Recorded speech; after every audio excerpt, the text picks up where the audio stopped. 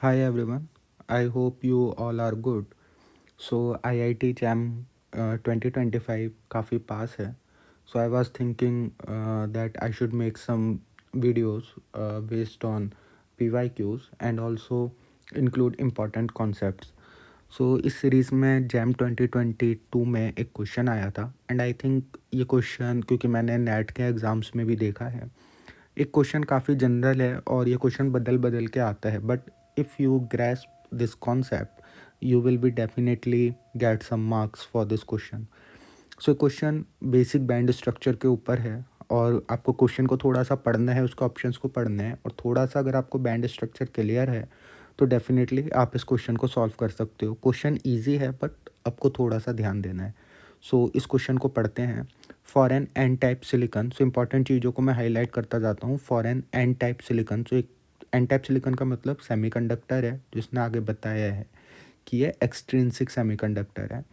और यहाँ पे उसको प्लॉट दे रखा है conductivity, logarithmic of conductivity and temperature के बीच में. ओके यहाँ पे अलग अलग इंटरवल हैं. इंटरवल 1 को उन्होंने इंट्रिंसिक रिजिम बोला, इंटरवल 2 को उसने सैचुरेशन रिजिम बोला है एंड इंटरवल 3 को इंटरवल 3 को उसने फ्रीज आउट रिजिम बोला है. Okay, so I was just checking that I right this question correctly. Okay, अब आप इस प्लॉट को ध्यान से देखो. एल एन सिग्मा एंड ये रेसिप्रोकल ऑफ टेम्परेचर के बीच में है, यानी कि यहाँ पे टेम्परेचर, इस जगह पे टेम्परेचर हाई है. ओके, एंड इस जगह पे टेम्परेचर, इधर से इधर जाने पे टेम्परेचर लो हो रहा है क्योंकि हमारा रेसिप्रोकल ऑफ द टेम्परेचर है. अब आपको पता होना चाहिए अगर एन टाइप सेमीकंडक्टर है, एक्सट्रिंसिक सेमीकंडक्टर है, तो नॉर्मल सेमीकंडक्टर हमारा या नॉर्मल हमारा बैंड डायग्राम कैसा होता है. यहाँ पे हमारे बैलेंस बैंड होता है एंड यहाँ पे हमारा कंडक्शन बैंड होता है एक इंट्रिंसिक सेमीकंडक्टर के लिए. पर जब मैं इसमें कुछ इम्प्योरिटी ऐड कर देता हूँ जो हम एक्सट्रिंसिक सेमीकंडक्टर बोलते हैं, तो ये यहाँ पे डोनर आ जाता है. ये हमारा टोटल फर्मी लेवल है and this is energy of donor. Okay, so यहाँ पे हमारे डोनर्स होते हैं एंड ये हमारा टोटल फर्मी एनर्जी है. तो पहला क्वेश्चन है the magnitude of the slope of the curve in the temperature interval 3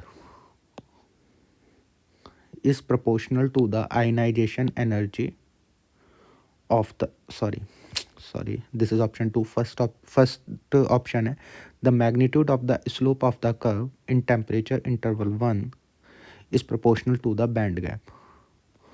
okay, देखो जब हम रीजन 1 में हैं तो रीजन 1 में बहुत हाई टेम्परेचर है और जब हाई टेम्परेचर है तो इसका मतलब यहाँ पे जो बॉन्ड बने हुए होंगे वो बॉन्ड ब्रेक होंगे और यहाँ से इलेक्ट्रॉन हमारे पास सिंपल जा सकता है. इसीलिए इसने इसको इंट्रिंसिक रीजन बोला. इंट्रिंसिक रीजन क्या होता है हमारा, ये हमारा कंडक्शन बैंड है, ये बैलेंस बैंड है. अगर आपको थोड़ा सेमीकंडक्टर्स का आइडिया होगा तो हमारे बॉन्ड ब्रेक होते हैं और यहाँ से चार्ज कैरियर्स जंप कर जाते हैं. सो बेसिक फॉर्मूला इसमें होता है हमारा sigma equals to sigma zero exponential minus E upon K T और plus E upon K T. So अगर आप एल एन दोनों तरफ ले लो, ये आ जाएगा L N sigma E upon K T plus constant. So अगर आप देखो इसे मैं ऐसे लिख सकता हूँ L N sigma E upon K dot 1 upon T plus some constant. So इसके और इसके बीच में हमें कर्व दे रखा है और ये हमारा स्लोप है. सो स्लोप क्या आया, ई अपॉन के, ये ई बैंड गैप ही है, इसे मैं ई जी भी लिख सकता हूँ, ई जी अपॉन के टी. सो स्लोप हमारा डायरेक्ट प्रोपोर्शनल आ गया ई जी के. So option 1 is correct. I hope you got it. Next, second है the magnitude of the slope of the curve in the interval 3 in this region is proportional to the ionization energy of the donor. तो देखो जब हम interval 3 में है तो हमारा temperature बहुत कम है. अगर टेम्परेचर कम है तो ये बैंड तो अब ये बॉन्ड तो अब ब्रेक नहीं होंगे, तो पिक्चर अभी ये होगी. पर जैसे जैसे मैं टेम्परेचर बढ़ाऊँगा ये डोनर क्या करेंगे, जो हमारा इम्प्योरिटी थी, जो हमने डोप करे थे, वो चार्ज कैरियर बैलेंस बैंड में देंगे।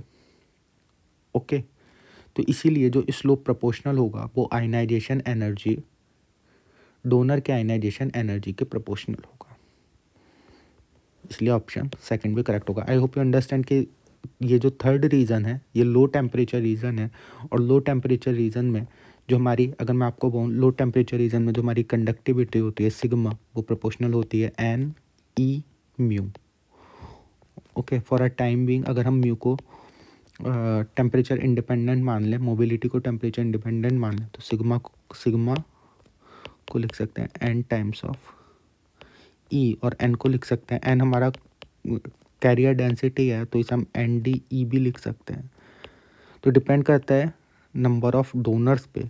तो जैसे जैसे हम टेम्परेचर को बढ़ाएंगे, यहाँ से जो आपका इम्प्योरिटी जो हमने ऐड करी है वो और ऊपर ज़्यादा डोनेट करेगा, ठीक है, और हमारी कंडक्टिविटी बढ़ेगी। So option second is also correct. Option third is in the temperature interval second, the carrier density in the conduction band is equal to the density of donors. I just did a mistake. These are conduction bands and these are balance bands. Okay, conduction band तो हमेशा ऊपर ही होते हैं. So in the temperature interval second, the carrier density in the conduction band is equal to the density of donors. Yes, इसीलिए हमारी यहाँ पे जो कंडक्टिविटी है वो कांस्टेंट हो गई, क्योंकि अभी इस रीजन में क्या हुआ, जितना भी जो भी हमारी इम्प्योरिटी थी उसने सारे जो इलेक्ट्रॉन्स थे वो ऊपर डोनेट कर दिए। इस वजह से अभी कंडक्टिविटी और ज़्यादा हमारी नहीं बढ़ रही है, ठीक है। So option C is also correct. I hope you got it कि इट्स जो सेकंड है वहाँ पे हमारी ये कंडक्टिविटी ऑलमोस्ट कांस्टेंट है, ठीक है। क्यों कांस्टेंट है? क्योंकि यहाँ से अभी सब कुछ ब्रेक हो गए हैं। तो जो भी हमारी कैरियर डेंसिटी कंडक्शन बैंड में है, यहाँ पर जो है, जो भी कैरियर डेंसिटी है, जो भी चार्ज कैरियर्स हैं, वो इक्वल हैं डेंसिटी ऑफ डोनर्स के। ओके, नेक्स्ट ऑप्शन डी है in the temperature range third all the donors are ionized. In the temperature third all the donors are ionized. This is wrong. In the second, if it's mentioned in the temperature second all the donors are ionized, then yes, temperature is in second में सारे donors ionise हो गए हैं, but temperature is in third में ऐसा नहीं है, क्योंकि ये लो टेम्परेचर्स है।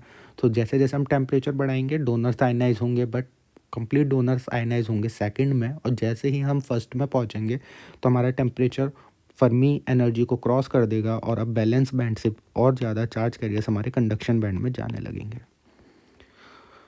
सो I hope you understand the concept behind the band structure of extrinsic semiconductors. And ये कर्व इंपॉर्टेंट है, यहाँ पे सिग्मा और टेम्परेचर का दिया है, आपको रेजिस्टिविटी टेम्परेचर का दे सकता है, और चीज़ें घुमा के